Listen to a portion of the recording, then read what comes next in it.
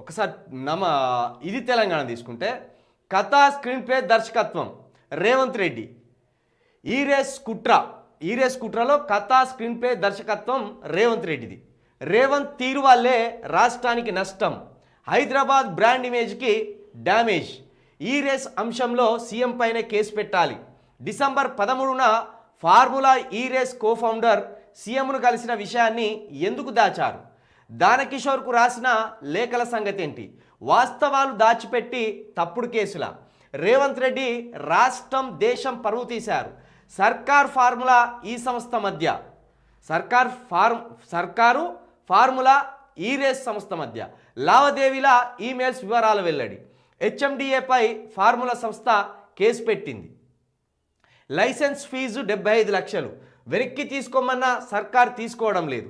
తాను చెప్పింది అబద్ధమైతే అసెంబ్లీలో మాట్లాడండి. తెలంగాణ భవన్లో మీడియాతో మాట్లాడిన KTR. BRS working president KTR formula ఈ రేస్కు సంబంధించిన సంచలన విషయాలు బయటపెట్టారు. ఈ రేస్కు సంబంధించి ప్రభుత్వం దాచిపెట్టిన అనేక అంశాలను సాక్ష్యాలతో సహా బయటపెట్టారు. ప్రభుత్వమే కుట్రపూరితంగా రేసు రద్దు చేసిందన్నారు. ఇప్పటికే దీనికి సంబంధించి ప్రభుత్వంపై ఫార్ములా ఈ సంస్థ కేసు కూడా పెట్టిందని తెలిపారు. ఈ విషయాలన్నింటినీ ప్రభుత్వం దాచిపెడుతుందని ఆరోపించారు. ఫార్ములా ఈ సహ వ్యవస్థాపకుడు ఆల్బర్టో లాంగో సీఎం రేవంత్ రెడ్డిని కలిసిన ఫోటోను బయటపెట్టారు. రేవంత్ రెడ్డి ప్రభుత్వం మున్సిపల్ శాఖ కార్యదర్శి దానకిషోర్ ఇప్పటి వరకు బయటపెట్టకుండా దాచిన అనేక అంశాలను వెల్లడించారు. రాష్ట్ర పరువు, దేశ పరువు ఎలా తీశారో కూడా బయటపెట్టారు. నిజానికి కూడా ఈ రేస్ ఫార్ములా అనేది మన దేశంలో ఇంతవరకు జరగలే. ఇది అభివృద్ధి చెందిన దేశాలలో దీన్ని నిర్వహించింది. ఇదో విధంగా మన దేశానికి ఘనతగా చెప్పుకోవచ్చు. ఒక కీర్తి ప్రతిష్టలు తెచ్చేదే. దాని లైసెన్సులు తెలియకుండానే రద్దు చేసి పడేసిండ్రు. ఆఖరికి ఈ రేస్ ఫార్ములా వాళ్ళే ఈ హెచ్ఎండిఏ మీద కేసు కూడా వేసిండ్లాట.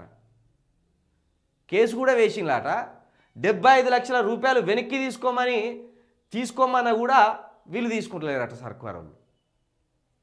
పైగా ఇక్కడ విచిత్రం ఏంటంటే ఈయనే కోఫౌండర్ ఆల్బర్టో, ఈ రేస్కు సంస్థకు సంబంధించి కోఫౌండర్ ఆల్బర్టో.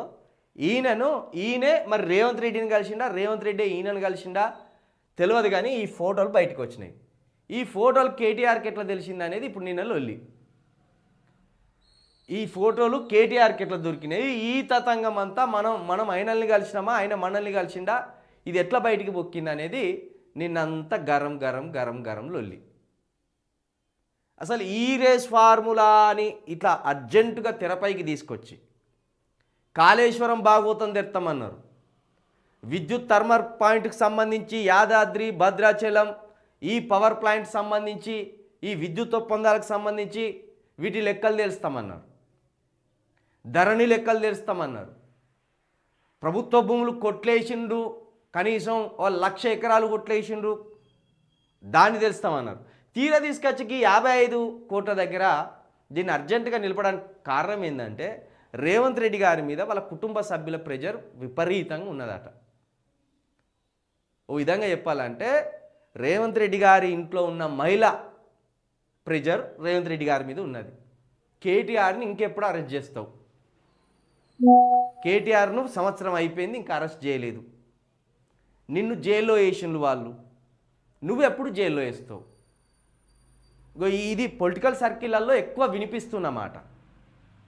నిన్న దగ్గర ఒట్టిగా నిలబడితే కూడా ఇదే చర్చ జరుగుతున్నది. రేవంత్ రెడ్డి గారికి ఇప్పుడు అర్జెంటుగా ఏ కేసు దొరుకుతలేదు.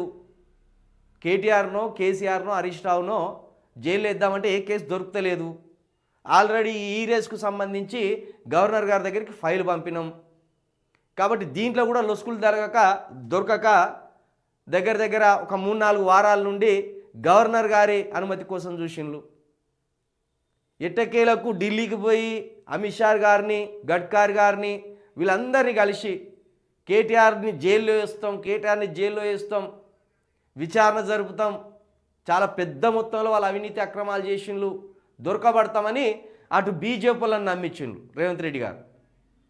ఏం కేసు అంటే ఈ ఫార్ములా కేసు, ఎంత అంటే 55 కోట్లు.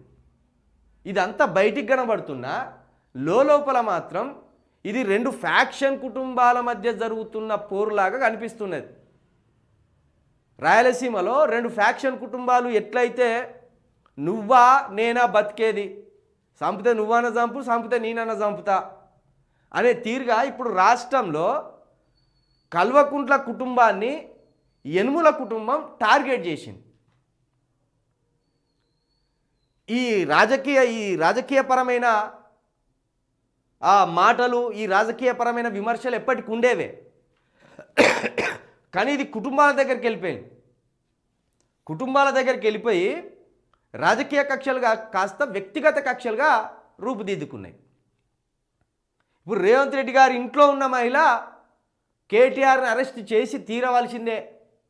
నువ్వు దొంగ కేసులు పెడతావా, ఒకటి తుపేలు కేసులు పెడతావా, ఏ కేసులు పెడతా అవసరం లేదు, కానీ కేటీఆర్ని అరెస్ట్ చేయవలసిందే. ఇక ఈ వార్తలంతా చదవడం, దీంట్లో లొసుగులు A1 A2 A3 ఇవన్నీ చదవడం కంటే కేటీఆర్ని జైల్లో వేయాలి బస్, అది ఎప్పుడు వేస్తావు అనేది రేవంత్ రెడ్డి గారి ఇంట్లో వాళ్ళ ప్రెజరు ఆయన మీద భయంకరంగా ఉన్నది అనేది పొలిటికల్ సర్కిల్స్లో వినబడుతున్న మాట. దానివల్లనే ఇప్పుడు సంవత్సరం అయిపోయింది, కేటీఆర్ని లోపలేయవలసిందే.